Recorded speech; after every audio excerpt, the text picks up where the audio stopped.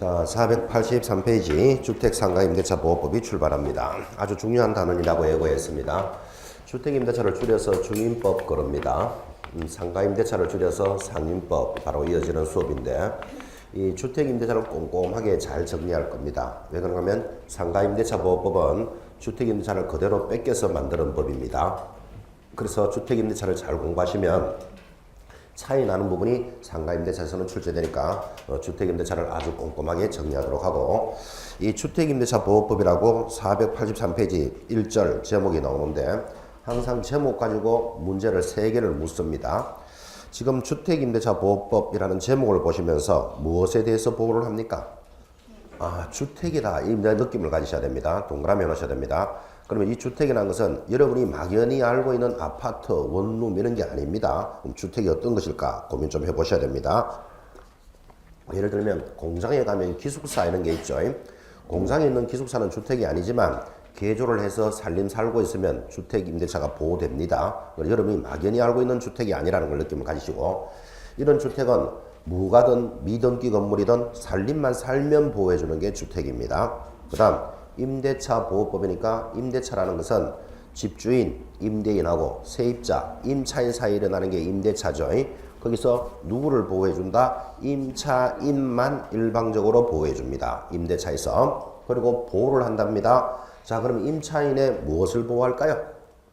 예를 들면 임차인의 딸을 보호한다. 그런 사람은 안 됩니다. 임차인의 세금을 보호해주는 법이 아니겠죠. 자, 여러분이 임차인이라면 뭐가 보호돼야 되겠습니까?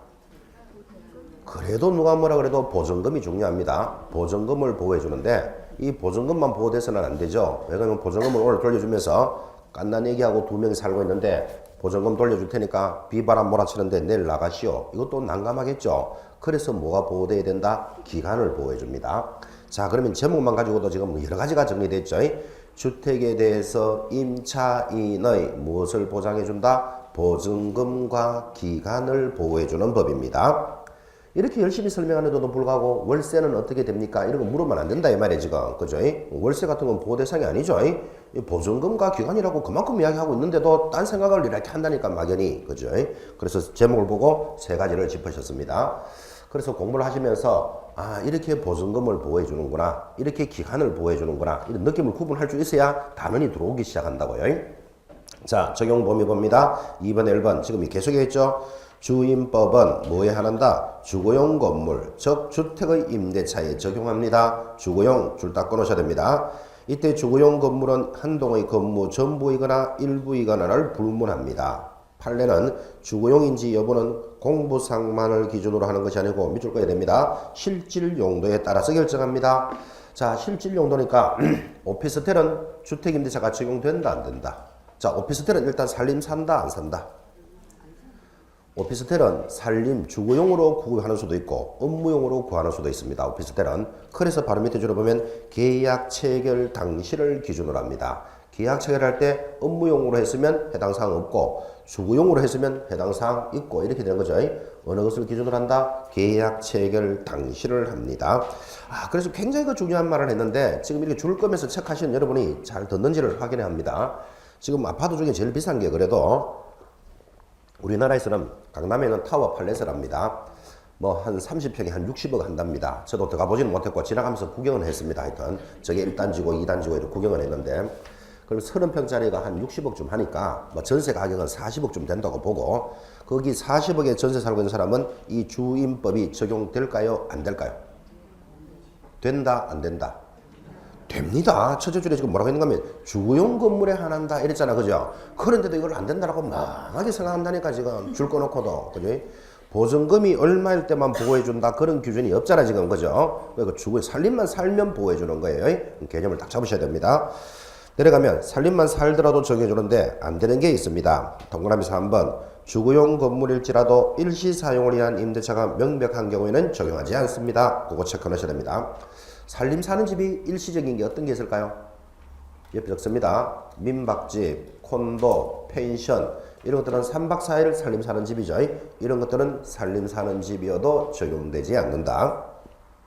4번 최저줄 중요합니다. 원칙적으로 누구 자연인에게 대해서만 적용합니다. 그러니까 법인은 된다 안 된다? 법인 옆에다가 X 표시해 놓으셔야 됩니다. 법인은 보호받을 수 없다.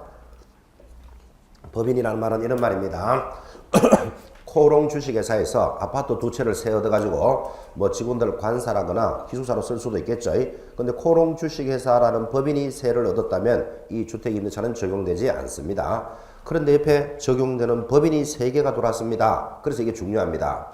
대한주택공사 동그라미, 바로 밑에 줄에 지방공사 동그라미, 그리고 한 장 넘어가시면 중소기업 빠졌네요. 옆에다가 하나 적어 놓습니다. 중소기업 동그라미. 그래서 세 기관은 적용됩니다. 자, 법인 옆에다가 세 개 적습니다. 누구? 대한주택공사, 또 누구? 지방공사. 그리고 하나 뭐 중소기업은 보장받을 수 있다. 중소기업도 하나 체크 넣으시고. 그래서 원래 법인은 안 되지만 되는 법인이 세 가지가 있었다까지 정리했습니다. 이제 넘어가면 외국인은 보호받을 수 있을까요? 없을까요? 라는 문제가 있습니다. 외국인은 되고 안 되고 당연히 외국인도 자연인이죠. 외국인도 동법은 적용됩니다. 이제 본론으로 갑니다. 대항력 돌았습니다. 자, 이 주택임대차나 상가임대차를 공부하시는 분은 지금 공부하는 대항력을 모르고 있다. 또는 대항력에 대해서 문제가 나왔는데 틀렸다. 그러면 잘못 배웠거나 잘못 가르쳤거나 둘 중에 하나입니다. 왜 그런가 하면 주임법이나 상임법이 적용되려면 대항력이 있어야만 적용하거든. 그죠? 그럼 이거를 모르고 이 내용을 알았다라고 할 수가 없다니까. 그죠? 그래서 가장 중요한 단원이 대항력입니다. 자, 대항력이 뭡니까? 하니까 첫째 줄에 이렇게 갑니다. 임대차는 등기가 없는 경우에도 임차인이 주택의 인도와 주택의 인도 앞에 번호 1번 답니다. 2번 주민등록을 마친 때 조건이라는 뜻이죠. 1, 2 주민등록이 된 것으로 보는데 그 다음 날부터 그 다음 날 앞에 3 답니다. 제3자에 대해서 대항력이 있다. 3자는 네모안에 딱 넣어놓습니다. 아주 중요한 단어. 자, 대항력이 뭐라고요? 이사와 이걸 건물을 인도받고 그러는 거예요. 전입신고를 갖추면 주민등록입니다. 그 다음 날부터 조건이 세 가지. 대항력이 발생하는데 우리 판례는 그 다음 날을 오전 0시부터다. 이렇게 시간도 제시해 줍니다. 그럼 이렇게 중요한 대항력에 대해서는 지금 여러분들은 그림으로 대답을 합니다. 대항력이 무엇입니까? 하면 첫째, 아파트를 가지고 있는 사람이 있습니다. 이 사람이 팔면은 매도인이라고 부를 건데 지금은 임대차잖아. 그죠? 그러니까 집주인을 뭐라 부른다? 임대인 그럽니다. 이 아파트를 새 살고자 하는 사람을 뭐라 부른다? 임차인 이렇게 부르겠죠. 사이에 계약이 일어났습니다. 어떻게 계약을 했는가 하면 예를 들어서 보증금은 1억이고 2년간 살겠다. 이렇게 임대차 계약이 일어났는데 이런 세입자가 있는 상태에서 갑이 자기 아파트를 다른 사람, 병에게 매매할 수 있습니까? 없습니까? 매매할 수 있죠. 세입자가 있는 아파트, 자기 아파트를 팔지 마라 이런 법은 없잖아. 그죠? 매매를 합니다. 그러면 지금부터 여러분들은 이 병을 보고는 뭐라고 불러야 됩니까? 누구? 자, 누구를 3자 뭐 여러 가지 대답이 나오는데 일단 가장 쉬운 말 병을 보고 새로운 주인이다. 신소유자다. 맞습니까? 신소유자 뭐 3자 이런 말이 틀린 건 아니지만 이 단어를 이해하시면 집을 팔았으니까 새로운 소유자가 만들어졌습니다. 그럼 이 새로운 집주인은 왜 집을 샀을까요? 그렇지. 사고 싶어서 샀는데 사고 싶어서 사는 게 원칙이지만 그 집에 들어가서 살려고 사는 사람도 있습니다. 그래서 아파트를 사서 들어가서 살려고 또 가보니까 임차인이 있다니까요. 야, 내 집이니까 나가라. 만약에 이렇게 말해버리면 이 임차인은 얼마나 주거가 불안하겠습니까? 이 집이 언제 팔릴지 모르고 팔리면 비켜줘야 된다. 이거 하루하루가 불안하게 살아야 되잖아요. 그죠? 그래서 이 어느 임차인은 이사와 전입신고를 갖추면 새로운 주인에 대해서 뭐 할 수 있다? 대항할 수 있다. 대항할 수 있다라는 말은 보증금도 돌려받을 수 있고 그 기간 동안 살 수 있는 힘, 주장하는 힘을 뭐라고 부른다? 대항력 그럽니다. 이렇게 해줘야 이 사람이 주거가 안정되겠죠. 그래서 새로운 주인에 대해서 보증금도 돌려받을 수 있고 그 기간 동안 살 수 있다고 주장할 수 있는 힘, 이를 뭐라 부른다? 대항력이다. 자, 그러면 이걸 좀 넓게 한번 가봅시다. 지금 두 사람 사이 매매가 일어났으니까 이 사람을 보고 매도인 이렇게 불러도 되겠죠. 그럼 이 사람은 매수인 이렇게 불러도 말 되죠. 시험 지문에 이렇게 나옵니다. 매수인에게 대항할 수 있다. OX. 오죠. 그 같은 말이잖아요. 이게 매수인이라는 말이나 병이나 새로운 주인은 같은 말이잖아요. 다시. 이게 매매니까 매도 매수인인데 갑이 아파트를 가지고 있는 상태에서 사망을 했습니다. 왜 사망했을까요? 숨을 안 쉬니까. 자, 사망을 하면 이 아파트는 운명이 어떻게 됐을까요? 상속됐겠다. 이 정도는 알아듣겠습니까? 자식이 하나만 있다고 보고 자식에게 상속이 됩니다. 자, 그러면 자식이 새로운 주인 맞죠? 그래서 임차인은 상속인에게 대항할 수 있다. 문제가 이리 나오더라도 따라 붙어야 된다. 지금 이 말이에요. 새로운 주인이잖아, 이게. 그죠? 매매니까 매도 매수인이고 사망을 하니까 상속인이 되는 거죠. 다시 이 아파트가 경매 처분됩니다. 왜 경매 처분됐을까요? 돈을 못 갚았어. 경매 처분됩니다. 돈을 경매 처분되면 누군가 낙찰을 받았겠죠. 낙찰을 받은 사람을 뭐라고 부른다? 경락인 이렇게 부르겠죠. 그럼 시험 지문에서 경락인에게 대항할 수 있다. 맞습니까? 그러니까 한마디로 이 사람들은 전부 다 새로운 주인이잖아 지금. 됐죠? 그래서 매수인, 상속인, 경락인, 수정자 뭐에게 할 수 있다라고 말하기가 귀찮아서 다 묶어서 제3자라 부릅니다. 그러니까 계약은 누가 했다? 갑하고 을이 둘을 계약했다 그랬잖아요 지금. 그죠? 이 사람이 아닌 이자들 3자에 대해서 대항할 수 있다. 이 대항력의 의미를 잘 새기셔야 됩니다. 특히나 이 사람들은 어쨌든 물건을 받은 자니까 한마디로 양수인 이렇게 불러도 되죠. 그 다음에 이자들은 어쨌든 물건을 넘긴 자니까 양도인이잖아. 그죠? 그래서 우리 법조문에는 이렇게 되어 있단 말이에요. 대항력은 양수인은 하면 벌써 이 사람들이 눈에 싹 들어와 있어야 돼. 양수인은 누구? 임대인의 지위와 권한을 성계한 것으로 봅니다. 그러니까 보증금은 누가 내줘야 된다? 이 양수인들이 내줘야 된다고. 됐습니까? 그러니까 이게 대항력의 개념입니다. 아주 자세히 설명했기 때문에 의미를 잘 새기시고, 자, 이제 이 말로 했던 것을 법 조문으로 봅니다. 그때 보시면 그 484페이지 상단의 요건 동그라미 1번에 임대차가 없는 경우에도 주민등록을 본 건데 다음 날부터 제3자에 대해서 대항력이 발생하고 바로 밑에 줄에 이때 주택의 인도와 주민등록이라는 대항 요건은 대항력 취득 시에만 일시적으로 구비하면 되는 것이 아니고 어떻게 된다? 계속 존속되고 있어야 한다. 그리고 이제 이런 주민등록은 인정을 해준다, 안 해준다라는 게 2, 3, 4번에 보이지만 그거는 천천히 보시도록 하고 하단에 2번 대항력의 내용 지금 말로 설명했던 걸 다시 정리합니다. 임차주택의 양수인 기타 상속 경매 등으로 권리를 성계한 자는 임대인의 지위를 성계한 것으로 본다. 이해되겠습니까? 따라서 임차물의 사용 수익과 차임은 물론 보증금에 대한 권리 의무도 누구에게 성계된다? 양수인에게 성계된다. 그 양수인에게 성계가 됐으니까 그 보증금 등도 누가 책임져야 된다? 양수인이 책임져야 된다라는 취지. 다만 경공매에 있어서 임차인이 대항력을 주장하기 위해서는 줄 것입니다. 최선순위 담보물권과 같은 말소 기준 권리보다는 우선하여 갖춘 경우에만 주장할 수 있다. 그러니까 1번 저당권보다는 앞에 있어야 된다 이 말이잖아 지금. 그죠? 말소 기준 권리보다 주장할 수 있고 이제 본격적으로 존속의 보장해서 기간의 보장으로 갑니다. 자, 이제 대항력을 갖췄으면 기간을 보장해 주는데 주택임대차는 얼마를 봐줍니까? 하니까 첫째 줄에 약정이 없거나 2년 미만으로 정한 임대차는 얼마로 봅니까? 2년으로 봅니다. 2년의 동그라미. 옆에 다만이 또 시험에 그렇게 잘 나옵니다. 별표 찍어놓고 임차인은 2년 미만이 유효함을 주장할 수 있다. 요 임차인을 뭘로 싹 꽂힌다? 임대인으로 꽂혀서 시험에 몇 번이나 냈습니다. 임차인만이 일방적으로 유리합니다. 그래서 이거를 편면적 강행 규정인데, 자, 기간을 어떻게 한다고요? 2년으로 봐주는데 임차인은 2년 미만이 유효함을 주장할 수 있다 이래 돼 있잖아요. 그럼 이 말을 해석을 시키려고 여러분한테 이렇게 사례를 듭니다. 여러분이 어떤 방을 얻어서 세를 얻으러 갔습니다. 그러니까 집주인이 뭐라고 이야기하는가 하면 6개월이 지나면 우리 아들이 제대하니까 6개월간만 세를 살려면 들어오세요 그럽니다. 그러면 세입자인 여러분이 알았어, 내 6개월만 살겠어 하고 들어갔다가 6개월 만에 비껴줘도 되지만 2년을 주장할 수도 있다 이 말이에요. 임차인에게 일방적으로 유리한 거예요. 그 해석을 하고 있는데, 그럼 여러분들이 만약에 집 주인이라면 6개월만 살겠다는 세 사는 사람을 믿으면 된다 안 된다? 안 된다고. 약속대로 6개월 만에 비켜주면 다행인데 2년을 주장할 수 있다고 임차인은. 그죠? 만약에 6개월 만에 약속을 안 지켜주고 그냥 나는 2년 있겠어 하면 그 사람 2년 가는 거예요.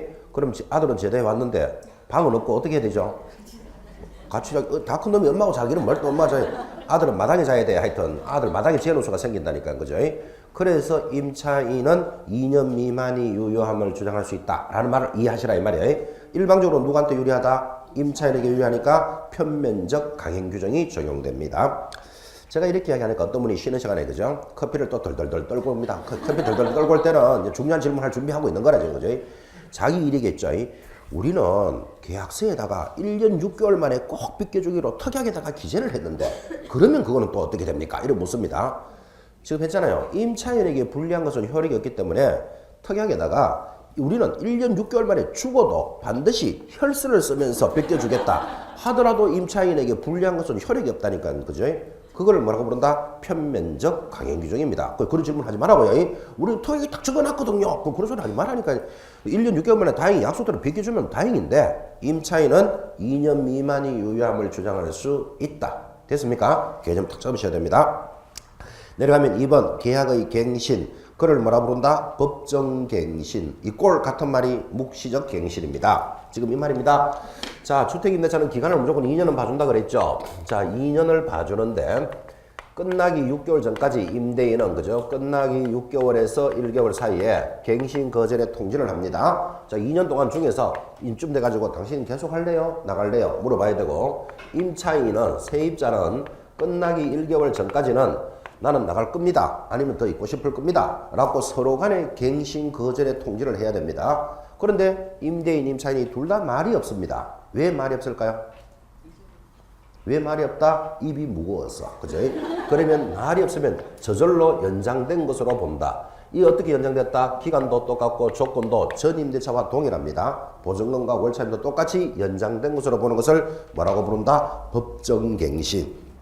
자, 이 법정갱신을 다른 말로 서로 말이 없이 연장이 됐으니까 다른 말로는 묵시적 갱신 그렇게 말하는 거예요.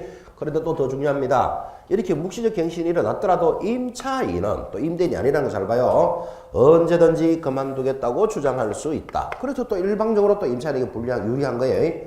그만두겠다고 주장을 하면서 당장 보증금 돌려주시오. 이러면 또 임대인이 좀 부담스럽겠죠. 그래서 3개월이 지나면 그 효력은 발생한다. 여기까지 체크하셔야 되고 그런데 임차인은 2기의 차임에 달하도록 2달치 차임을 연체해놓고 이런 권리만을 주장할 수는 없다. 그래서 임차인은 2기의 차임에 달하도록 연체했다면 이런 주장을 할 수는 없다. 까지가 우리말로 하면 묵시적 갱신, 법적 갱신에 대한 내용입니다. 하단에 정리됐으니까 아주 의미있게 잘 봐놓으셔야 돼요. 4번 차임의 정감 청구권 들어옵니다. 이제 이렇게 대항력을 갖추고 주택임대차를 보호받는 자는 뭐가 있다? 정감 청구권이 있다. 차임의 정감입니까? 이런 보십시오. 좀 올리자. 올리자는 누가 이야기할까요?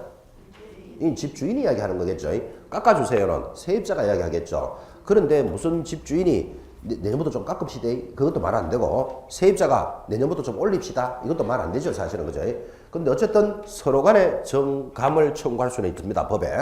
근데 어차피 정은 누가 주인이 하고 감은 세입자가 주장하겠죠. 그래서 정감 청구권이 있는데 재밌는 것 올리고자 할 때는 정액을 하고자 할 때는 얼마? 20분의 1 즉 5%를 초과할 수는 없다. 그래서 정액을 하고자 할 때는 다른 단어를 딱 잡고 계셔야 됩니다. 이거를 보십시오. 정감, 서로 간에 올리고 내리고를 청구할 수 있는데 정감은 20분의 1 이렇게 들어오면 틀립니다. 그래서 조심하라고요. 무슨 말인가 하면 올릴 때는 5%를 초과할 수 없어. 그럼 내려갈 때는 얼마까지 내려가면 된다? 내려가는 것은 제한이 없다. 얼마나 깎아주더라도 요구하지 않겠다. 되겠습니까? 그래서 이것을 정액은 20분의 1이라는 걸 잘 보셔야 돼요. 정감은 이래 들어가면 안 돼. 정액은 20분의 1을 초과할 수는 없다.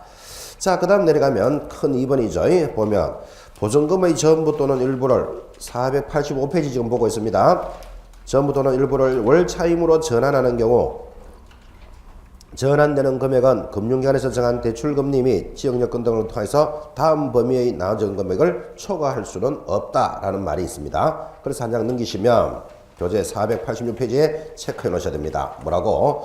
은행법에 따른 은행 대출금리와 해당 지역 여건 등을 고려하여 대통령령으로 정하는 비율인데 그때 한국은행에서 공시한 기준금리의 대통령령으로 정하는 배수를 곱한 비율이다 라는 말이 있습니까? 그 밑에다가 적기를 연 14%, 연 10% 참 죄송합니다. 주택은 연 10% 또는 기준금리 4배 이렇게 적어 놓습니다. 기준금리 4배를 곱한 금액을 초과할 수는 없다. 자, 지금 무슨 소리를 했는가 하면 이 말을 했습니다. 월 차임의 전환 그랬습니다. 그 월 차임의 전환이라는 표현은 이겁니다. 지금 밖에 나가보면 보증금 1억에 살고 있는데 집주인이 뭐라고 이야기하는가 하면 이제 보증금은 5천만 원으로 하고 나머지 5천만 원에 대해서는 월세로 좀 주시오. 이런 경우가 있다 없다? 아주 많습니다. 자, 그러면 보증금 1억을 지금은 보증금은 5천으로 하고 나머지 5천에 대해서 월세로 좀 주시오. 이랬을 때 요 지금 여러분 지금 방금 그 법이 개정되는 걸 적어 넣었지만 적어 넣기 전에는 어땠는가 하면 연 14%를 초과할 수 없다. 이랬단 말이에요. 그런 거 듣기만 합니다. 자, 연 14%를 초과할 수 없다. 이렇게 법을 정하니까 이 연 14%라는 이자가 굉장히 셉니다. 여러분 지금 기준금리가 2.5%니 지금 이런 수준인데 연 14%면 이게 얼마나 세겠습니까? 그래서 연 14% 됐을 때는 계산 문제도 시험에 나왔어요. 어떻게 나왔는가 하면 연 14% 5천만 원을 월세로 바꿀 때는 월세가 얼마까지 됩니까? 하니까 연 14%면 나누기 12를 해야 월이 되잖아요. 그럼 14 나누기 12 하면 1.166 이래 나온다고. 그럼 5천만 원 곱하기 1.166 하면 대략 55만 한 6천 원까지 받아라 이런 뜻이었어요. 그런데 국민들이 연 14%를 초과할 수 없다. 그러니까 1%부터 14% 사이에 주인하고 세입자가 알아서 결정해라 이 뜻인데 국민들은 어떻게 해석하는가 하면 연 14%를 초과할 수 없다. 그러니까 14%를 받으면 되는갑다. 그러니까 14%로 다 계산을 하더라고. 이게 너무 높더라고 이게 그죠? 그래서 이번에 바꿨어요. 뭐라고 바꿨다? 주택임대차는 연 10% 지금 적어 넣으셨습니까? 또는 기준금리 4배를 곱한 금액 중에서 낮은 것으로 한다. 이렇게 바꿨다고요. 그래서 이제 숫자를 낮추는 거예요. 자, 연 10%. 이게 1할이죠. 그리고 기준금리 4배 중에서 낮은 것으로 해라. 자, 그러면 참고로 기준금리는 한국은행에서 석 달에 한 번씩 발표합니다. 여러분 외워야 될 필요는 없지만 예를 들어서 지금 2.5%다. 기준금리가 곱하기 4배 하면 4, 5, 20, 4, 2, 8, 10%죠. 그러니까 연 10%나 기준금리 4배를 곱한 금액 중에서 뭘 하자라? 낮은 것으로 해라. 이해하시겠습니까? 이렇게 바뀌었다고요. 그래서 그전에는 얼마였다? 연 14%에서 그렇게 바뀌었음으로써 교회자대가 표시를 해놓습니다. 그래서 이것을 뭐라 부른다? 월 차임의 전환이다. 그렇게 정리했고, 자, 이제 이렇게 해서 기간과 차임의 정감, 월 차임의 전환을 보셨다면 이제 보증금의 회수로 접어듭니다. 이제 여기서부터가 우리 단원의 이제 본론이고 가장 중요한 것이 어떻게 보증금을 보호해줍니까? 하니까 제일 먼저 나타나는 것이 최우선 변제권이라는 게 들어옵니다. 자, 최우선 변제권이 뭡니까? 하니까 교재 5번의 1 첫 번째 찾았습니까? 경공매에 있어서 주택임차인은 보증금 중 다음에 정하는 금액을 주택가액의 얼마의 범위죠? 2분의 1에 일단 동그라미 합니다. 2분의 1의 범위 안에서 줄 것입니다. 다른 담보 물권자보다 우선하여 변제받을 권리가 있다. 그래서 최우선 변제권 하고 딱 들으면 여러분들 앞으로 주택임대차는 D학력은 무조건 있어야 돼요. D학력을 갖춘 자가 소액보증금이면 최우선 변제권이 있는데 최우선 변제권이 무슨 뜻입니까? 하고 보니까 다른 담보 물권보다도 물권자에 우선한다. 그러니까 다른 담보 물권자에도 우선하니까 무조건 제일 먼저 해주겠다 이 말이에요.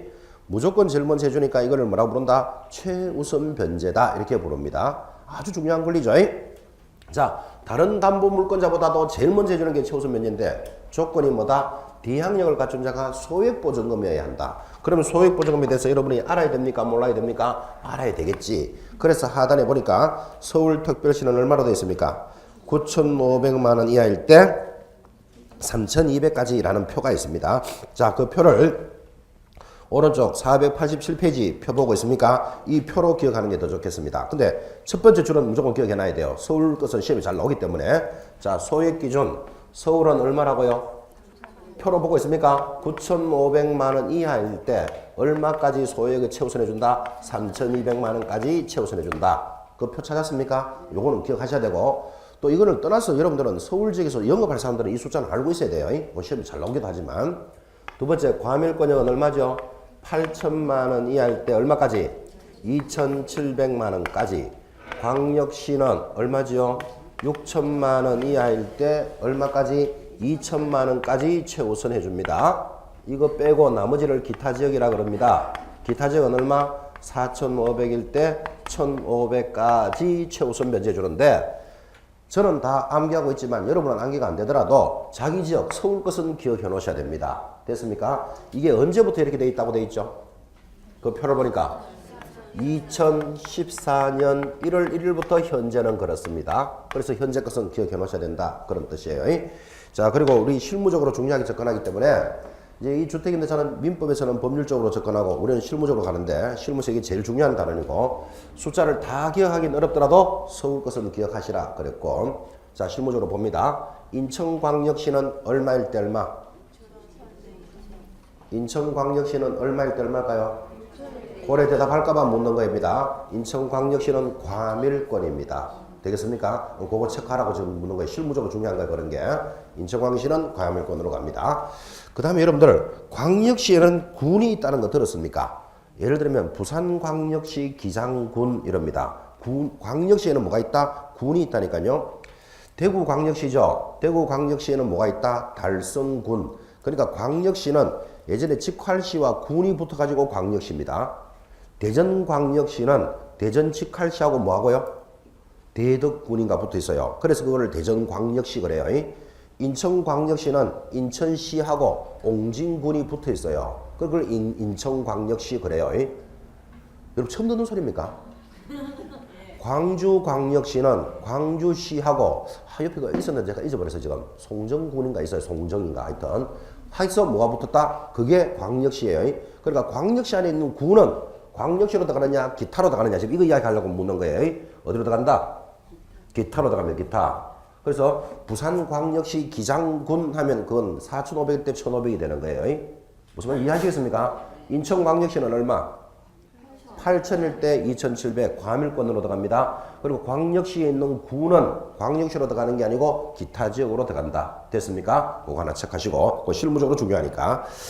자, 그 다음에 이제 여기 보면 486페이지 다시 와가지고 거기 보면 그 최우선 변제에서 시험에 안 나오면 그만이지만 나와야 될 게 꼭 두 가지가 있습니다. 그게 동그라미 1번의 두째 줄에 얼마의 범위 내에서 한다 그랬죠? 2분의 1의 범위 내에서 동그라미 딱 해놓습니다.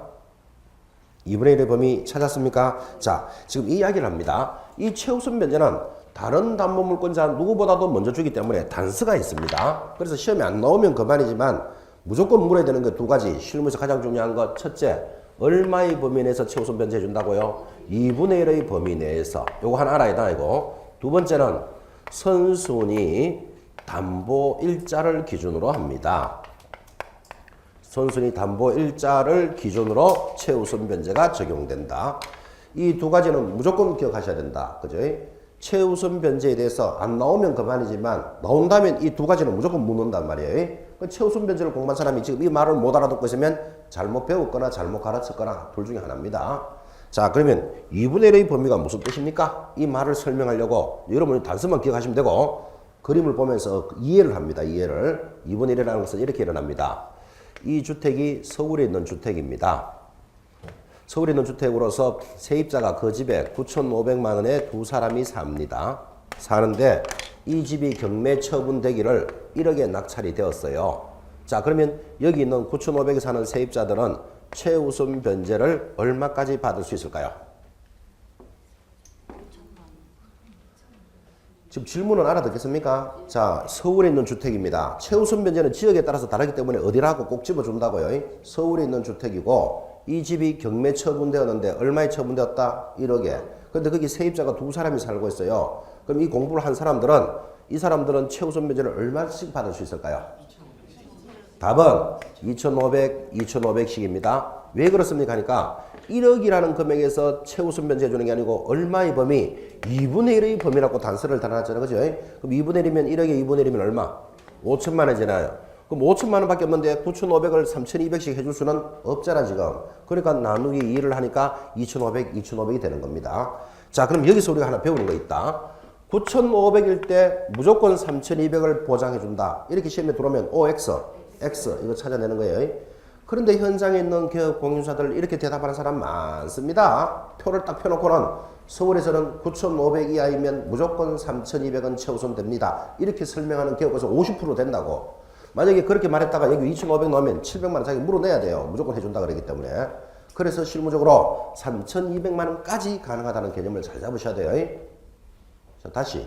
만약에 1억에 경락이 되는데 9,500에 사는 사람이 3사람이 있다. 그럼 얼마씩? 이거 나누기 3 합니다. 나누기 3 하면 1,600만 원씩 밖에 안 돌아가. 되겠죠? 자, 다시. 만약에 서울에 있는 주택인데 9,500 사는 사람이 한 명만 있다. 그럼 이 사람은 얼마 최우선 받을까요? 이거는 3,200 되겠지. 나갈 수 있는 돈이 얼마 있다? 5천에서 한 명이면 300이 되죠. 안 된다는 소리를 안 했잖아, 지금. 그죠? 그래서 항상 3,200이 된다. 이래서 얼마 안 된다는 것을 보시나 배우는 거예요. 얼마의 범위 내에서 2분의 1의 범위 내에서만 최우선해 줍니다. 왜 이렇게 단서를 달았습니까? 굳이 묻는다면 이 집이 경매 처분이 되었다라는 말은 일본의 국민은행에 저당권이 설정될 가능성이 높죠. 그러니까 경매가 진행됐잖아요. 그죠? 그런데 이 금액 1억에서 최우선 변제를 다 먼저 해줘버리면 다른 담보 물건보다 먼저 하는 게 최우선이니까 일본 국민은행이 한 푼도 못 받는 수도 생길 수도 있겠죠. 돈 잘 빌려준 금융기관 보고 니 한 푼도 받지 마라. 이래 보면 우리나라 경제가 절단 나버립니다. 금융에서 전부 다 금융위 회수도 간다니까요. 그래서 선순위 담보권자를 보호하기 위해서라도 얼마의 범위 내에서만 최우선해준다. 2분의 1의 범위. 이거 말을 기억하라 이 말이에요 지금. 두 번째는 선순위가 담보되어 있는 날짜를 기준으로 합니다. 이 단서도 중요한데 이것도 멀리도 가지 말고 자기 일이라고 생각해 보시기 바랍니다. 사람 자기 일은 중요시 여기니까 여러분이 그죠? 여기가 신림동입니다. 서울이죠. 신림동에 여러분이 이사를 들어갔습니다. 노원에서. 왜 이사를 갔다? 신림동에 애가 서울대학에 합격하는 바람에. 그죠? 그래서 집이 너무 머니까 가서 관리해줘야 되겠다 하고 언제? 2015년 이달 2월 1일. 그죠? 보증금 9,500만짜리 아파트 뭐 크진 않겠죠? 9,500만짜리 전세를 하려고 해서 신림동에 이사를 갔습니다. 자기 일이라고 생각해요. 근데 이 신림동에 들어가 보니까 이 주택에 2013년 1월 1일 국민은행에 500만 원이 설정이 되어 있습니다. 이 정도 설정되어 있을 수 있겠죠? 이거 위험한 주택이다? 위험하지 않다. 위험하지 않다. 그죠? 여러분 잘 알다시피 9,500에 전세 들어가면 아파트 잘 모르겠지만 한 1억 5천쯤은 하겠지 아마. 그죠? 그럼 이게 경매 처분돼가지고 1억 2천이 되더라도 선순위가 얼마다? 500만 원. 그럼 500만 해주고도 내 거 받는 데는 전혀 제한 없잖아. 그죠? 또 아파트에 일본 국민주택자금대출 500만 원 정도는 남아있는 게 많다니까요. 이건 위험한 주택이 아닙니다. 자, 그러면 여러분 스스로 생각해 봅니다. 2015년 2월 1일 이달 초에 9,500의 전세 보증금을 갖추고 신림동에 이사를 갔는데 그 아파트에 2013년 1월 1일 국민은행이 500만 원 설정되어 있는 주택이었어요. 그럼 공부를 했으니까 나는 최우선 변제를 얼마까지 받을 수 있을까요? 대답해 보시기 바랍니다. 최우선 변제 자기 일이라고 생각하고 얼마 받을 수 있겠습니까? 내 일은 궁금하지 않습니까? 자기 일이니까. 신림동 이사 갔어요. 왜 신림동 이사 갔다 그랬지? 애가 서울대학 입학하는 바람에 여기서 너무 머니까 거기서 뒷바라지 하러 간 거예요. 언제 이사 갔다고요? 2월 1일 날. 그러니까 그 아파트 가보니까 2013년 1월 1일 국민은행 500만 원 설정이 되어 있는 주택이라니까요. 나는 최우선 변제 얼마까지 받을 수 있다? 얼마? 3,200 얼마? 3,200 얼마? 2,700 예? 지금 문제는 알아듣겠습니까? 자기 일이라 그랬습니다. 자기가 이사 갔다고 생각을 했습니다. 최우선 변제 얼마까지 받을 수 있겠습니까? 모르겠고 얼마? 3,200 자, 그래서 이게 실무에서 중요한 걸 느끼셔야 됩니다. 한 푼도 받을 수 없다. 근데 지금 뭐 2,700, 3,200 이런 이야기 막 하잖아 지금. 그죠? 이 실무에서 얼마나 중요하겠어요? 방금 뭐라고 이야기했습니까?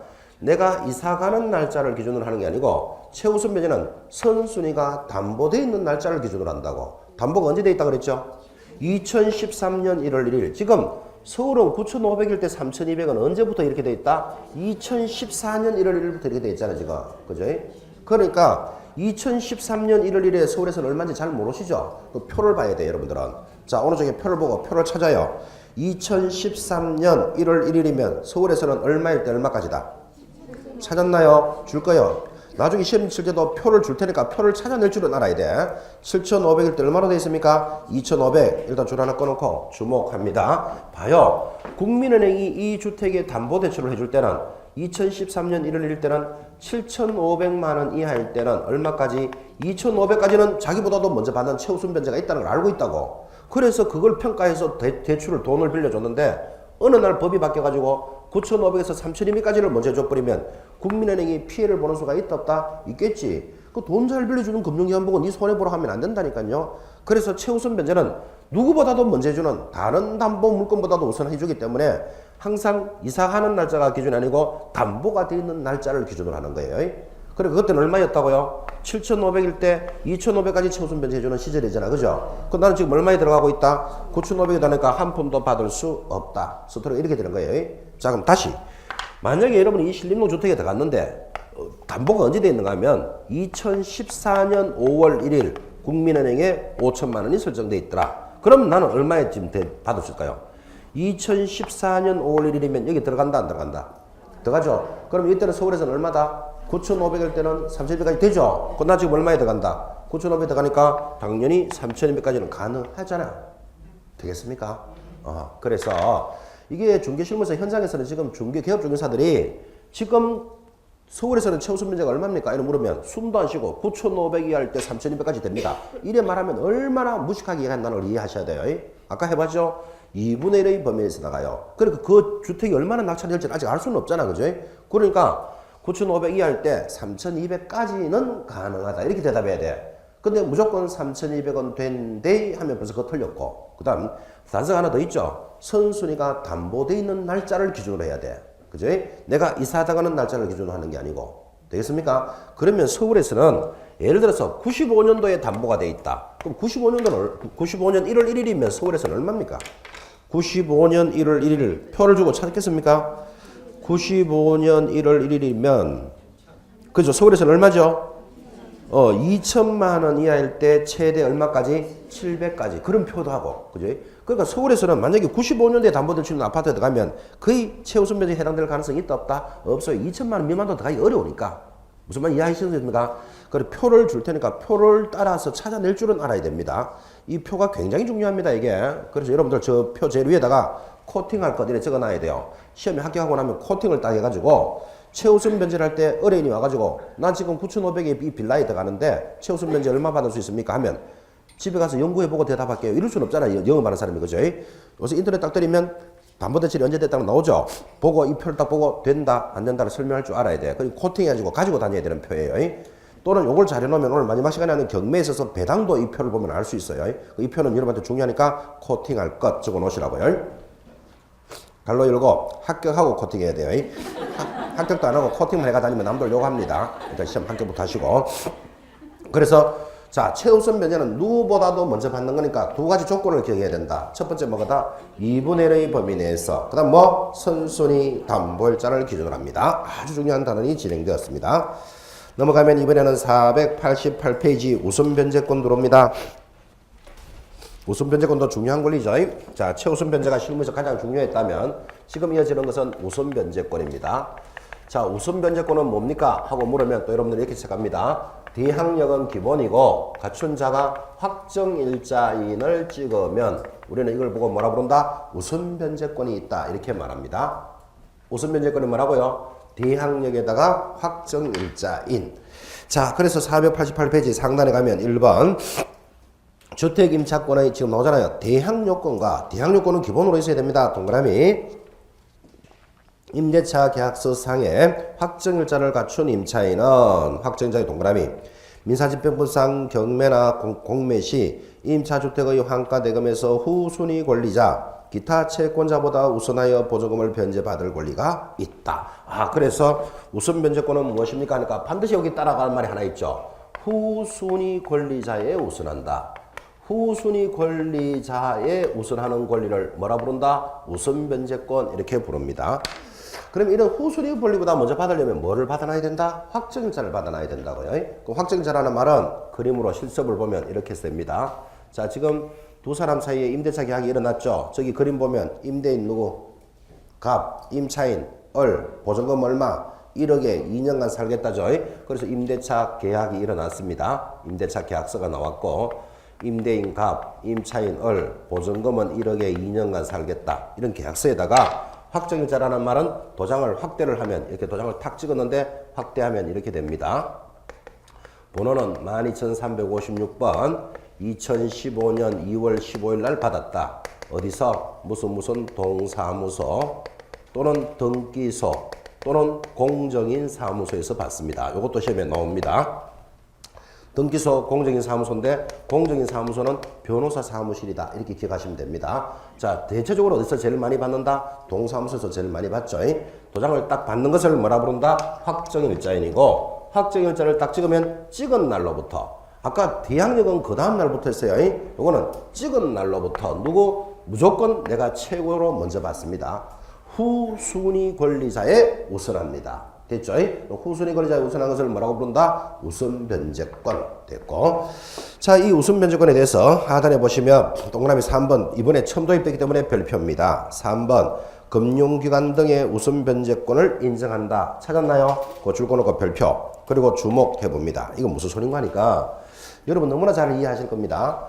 그 최근 2, 3년 전에 전세금이 폭등을 했다. 이거 들으셨죠? 그러니까 요즘은 또 전세 금액이 미쳤다 이럽니다. 매매 가격이 90%까지 올라왔다. 그죠? 그러니까 1억짜리 아파트를 1,000만 원만 더 주면 살 수도 있는데 전세금이 9천만 원까지 올라왔다. 그 전세금이 폭등을 했다 이 말이에요. 그죠? 자, 그러면 지금 2, 3년 전에 이랬습니다. 지금 1억 5천에 살고 있는데 갑자기 전세금이 폭등해가지고 내년에 계약할 때는 2억 5천, 1억을 더 올려달라. 그럼 일반 서민들이 참 황당하죠. 그죠? 그럼 1억을 못 올려줄 형편이면 다른 지역으로 나가야 되는 거잖아. 지금. 그죠? 그래서 전세자금 대출을 받기 시작하는데 전세자금 대출 이자가 연 7, 8%입니다. 지금 기본금리가 2, 3%도 안 되는데 전세자금 대출은 7, 8%예요. 그럼 왜 이자를 이렇게 많이 받는데 하니까 금융기관에서 이 대출을 해줬는데 이 사람이 못 갚아주거나 이자를 제때 내지 않으면 위험 부담이 발생하잖아. 그죠? 그러니까 이자를 높게 받아야만 위험 부담을 조금씩 줄일 수 있으니까 이자를 세게 받는다. 아, 그래서 안 되겠다. 정부가. 그러면 그런 주택임차권 전세권을 하기 위해서 1억을 대출을 받았으면 그 받은 부분에 대해서는 확정자를 어차피 확정자 다 찍잖아. 그죠? 찍으면 금융기관이 성계받도록 해주겠다. 그럼 금융기관이 성계받으면 돈을 회수하기가 훨씬 좋아지니까 이자를 낮출 수 있는 효과가 있더라고요. 그래서 지금 전세자금 대출이 몇 프로? 3, 4% 한 5, 반으로 뚝 떨어져 있습니다. 지금 하고 싶은 사유가 뭐다? 우선 변제권을 금융기관이 뭐 한다? 성계한다. 이 말을 기억하라 이 말이에요 지금. 그죠? 그래서 3번에 줄 딱 꺼놓고 한번 읽어봅시다. 주택임차인이 보증금 반환 채권을 담보로 전세자금을 빌리는 경우 그 담보권자에게 우선 변제권이 인정되지 않아 높은 대출이자를 부담하게 되므로 보증금 반환 채권을 양수한 금융기관 등의 우선 변제권을 인정함으로써 주택임차인이 낮은 금리로 전세자금을 빌릴 수 있도록 하려고 우선 변제권을 인정 성계하도록 해줬다. 그죠? 자, 그럼 인정하는데 다음 범위에서 성계합니다. 1번 은행법에 따른 은행, 중소기업, 산업은행 나오죠? 이거를 다 외울 수는 없고 이 전부 다 1금융권이에요. 정작 서민들이 많이 이용하는 마을금고나 신협은 없어요. 옆에다가 마을금고 X, 신협 X 이거 적는 게 중요하지 이 은행을 외울 수는 없는 거잖아 지금. 그죠? 딱 보니까 1금융권에서만 성계합니다. 정작 서민들이 많이 이용하는 제2금융권 마을 금고나 신협은 해당되지 않는다. 그런 것들을 메모해 놓으시고 자, 그 다음에 489페이지도 체크하셔야 됩니다. 동그라미 4번 확정일자 부여 및 임대차 정보 제공 있습니까? 자, 그것도 별표 딱 해놓고 한번 읽어보시는데 주목합니다. 이렇게 확정일자를 찍은 계약서는 잘 보관해야 되겠죠. 그래서 내가 우선 변제권이 있다는 걸 가지고 있었는데 여러분 잘 보관해야 되는 걸 알면서도 잘 보관을 못해요. 왜 못하는가 하면 확정일자 찍은 계약서를 천장에 달아놓고 매일 이렇게 저기 있네 저기 있네 보는 사람 없잖아요. 장롱 속에 넣어놓는데 장롱 속에 넣어놨다가 어디 넣어놨는지도 잊어버린 사람도 있고 지금 잊어버렸는데도 모르고 사는 사람도 많아요. 그죠? 그러니까 정작 문제가 생기니까 확정일자 찍은 계약서를 제출 못해가지고 피해를 보는 서민들이 생기더라고. 그래서 지금 제목이 뭐다? 4번 확정일자 부여 및 임대차의 정보 제공이라는 말이 무슨 말인가 하면 동사무소 가서 확정일자를 딱 찍으면 동사무소에서 그 내용을 기록을 해놓는다고요. 해놓고 그 기록을 얼마 동안 1년마다 교체해가면서 20년 동안 보존하도록 해줍니다. 그러면 임대차 계약서가 혹시나 분실하더라도 근거 자료를 찾을 수 있겠죠. 결국은 무슨 말입니까? 서민들의 안전한 생활을 위해서 확정일자 부여 및 임대차 정보 제공이라는 제도가 있다. 그런 뜻이에요. 그죠? 이건 한번 읽어보시면 됩니다. 근데 제 개인적인 생각입니다. 지금 여러분들은 전세 1억 5천, 2억 사는 사람들 확정일자 거의 다 받죠. 그죠? 그럼 거의 다 받으면, 그리고 동사무소, 그것도 대체적으로 어디 가서 받는다? 동사무소에서 받죠. 그럼 동사무소에서 그 확정일자 기록을 잡아놓는다 그랬잖아요. 임대인은 누구, 임차인 누구, 보증금 얼마, 언제 확정일자 찍었다. 그죠? 결국은 정부는 그죠? 어느 아파트의 임대료가 얼마쯤 된다는 걸 다 잡고 있다고 지금. 그죠? 그리고 개업공사들이 지금은 부동산 거래 신고만 하죠. 매매만 신고하잖아요. 그죠? 임대차는 신고 안 하면서 소득에서 많이 누락시켰겠죠. 거기에 임대차 확정일자를 거의 다 받기 때문에 확정일자 받아서 소득을 얼마나 누락시켰다는 것도 다 잡고 있다고 지금. 무슨 이해됩니까? 확정일자부를 기록하면서 보존하는 데는 그런 역할도 한다고요. 표준말로는 뭐 서민들을 보호하기 위해서 그리고 갈로 열고는 뭐 세금 재원을 확보 다 한다니까요. 여러분 특히 상가 같은 것들은 이렇잖아요. 상가는 관할 세무서장에게 확정일자를 받거든요. 그러면 사바사바 좀 할 수 있잖아요. 보증금 5천에 월세 200만 원을 그 신고할 때는 우리 100으로 신고하자. 이럴 수도 있잖아. 그럼 신고는 100으로 해도 자기가 확정일자 받으러 갈 때는 100으로 한다. 원래대로 해야 된다. 그래야 자기가 보호받는 겁니까? 원래대로니까 세무서 다 알고 있다고. 얼마에 신고해놓고 신고는 얼마로 하는구나 다 잡고 있다니까요. 그죠?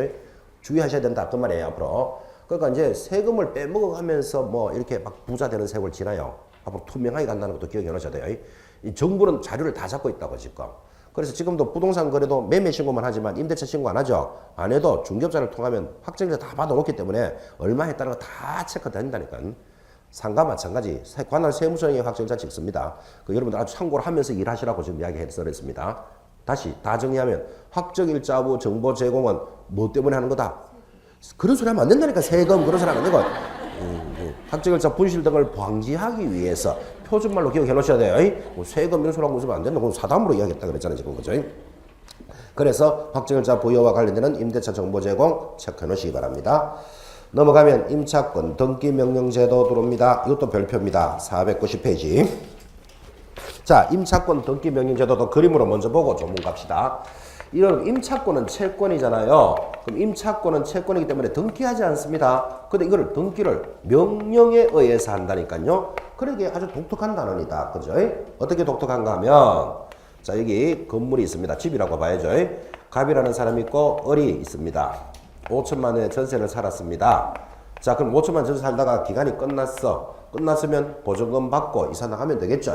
그런데 임차인이 기간도 끝났고 지금 서울에서 지방으로 뭐 예를 들어서 전라도 광주로 전출도 됐어요. 그럼 직장 따라 가야 되기 때문에 보증금을 받고 가야 되는데 이 갑이 돈을 안 내줍니다. 보증금을 왜 안 내줄까요? 왜 안 내줄까요? 1. 돈이 없었어. 그죠? 2. 방이 안 빠졌어. 또 3. 뭐 내주기 싫었어. 그건 아주 나쁜 놈이고. 여기도 있을까봐 나쁜 분이고. 그죠? 아주 나쁜 놈이고. 기간이 끝났는데도 보증금을 안 내줘요. 왜? 방이 안 빠져서, 돈이 없어서, 또는 내주기 싫어서 등등등. 그러면 여러분이 어리라면 어떻게 해야 되겠어요? 자, 직장은 발령났다. 그런데 돈은 안 내준다. 그러면 일반적으로 생각할 때는 무슨 직장이 급하니까 직장 따라 갔다가 나중에 와서 보증금을 받지 싶으지만 먼저 이사 가는 순간 대항력이 깨진다고요. 그러면 이 사람이 지금 보증금을 안 내주는 것만 해도 문제가 생겼는데 가지고 있는 대항력을 포기한다는 것은 큰 문제잖아요. 그죠? 그러니까 이사도 못 가요. 전출은 됐는데 보증금도 안 내줘요. 그럼 이걸 어떻게 해야 되느냐? 그래서 이런 임차권이라는 권리를 등기를 해놓으면 이사를 나가더라도 뭐를 인정해 주겠다? 대항력은 인정해 주겠다라는 제도를 만드는 거예요.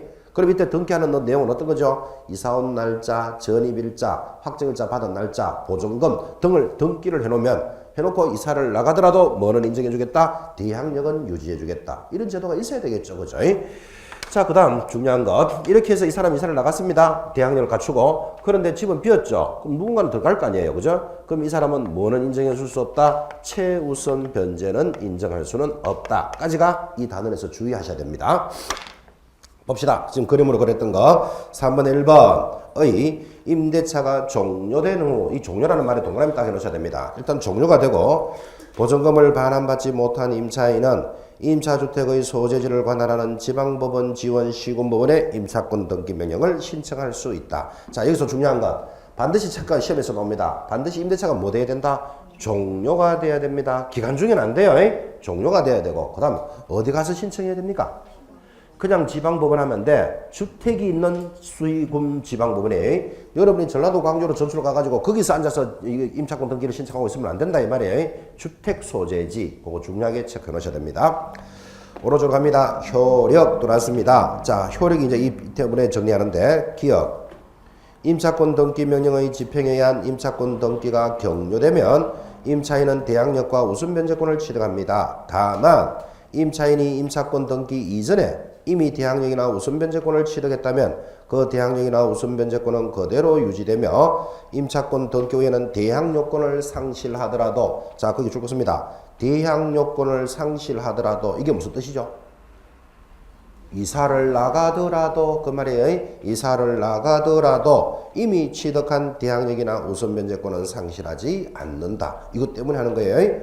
그 다음 니은도 중요합니다. 이때 임차권 등기 명령의 집행에 의한 임차권 등기가 경료된 주택을 그 이후에 임차한 임차인은 뭐를 받을 권리가 없다? 소액보증금의 우선 변제. 자, 소액보증금의 우선 변제를 한마디로 뭐라 그럽니까? 최우선 변제잖아. 그죠? 여기 있죠? 그 집에 들어온 자는 뭐를 인정해 줄 수 없다? 최우선 변제는 인정할 수는 없다. 아주 중요한 진행이 됐습니다. 그 다음에 경매 진행 신청 됐고, 이제 넘어가면 7번 주택임차권의 성계라는 단원으로 접어듭니다. 이 단원도 중요합니다. 잠깐 쉬었다가 다시 한번 확인하겠습니다.